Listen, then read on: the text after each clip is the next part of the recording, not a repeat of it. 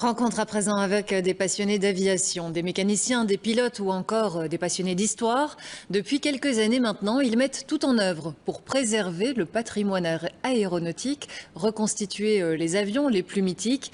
Hier, leur association qui est basée à Gembloux ouvrait ses portes et on en a profité pour aller voir le résultat de leur travail. Céline Liégeois. La vedette, c'est lui, un mythique B-25 piloté par Harrison Ford dans le film Hanover Street. À la fin du tournage, il a été oublié durant 30 ans avant d'être acheté par la SBL. Connu pour ses faits d'armes dans le Pacifique, ce bombardier a aussi été utilisé durant la bataille des Ardennes.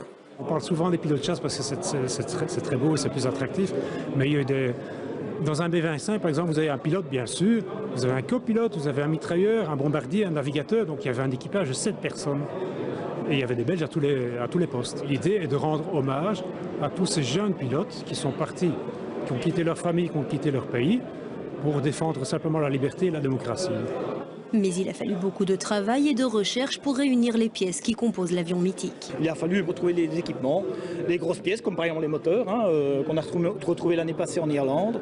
Mais bon, tous les accessoires aussi, comme les radios, par exemple, qu'on a récupérés cette année en France. Le but ultime, c'est d'avoir un avion complet, soit exposable directement dans un musée.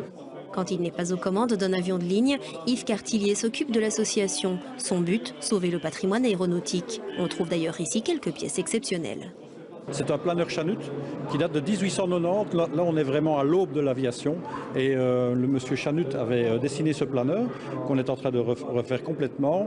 Et c'est avec ce genre de machine que les pionniers découvraient les principes de l'aviation, le principe de la portance, de la traînée. On découvre plein de choses, la taille des moteurs, je veux dire, la légèreté parfois des ailes. Et puis bon, ben voilà, on est encore au début de la visite, mais voilà, c'était impressionnant par la puissance que peuvent dégager les moteurs ou les structures.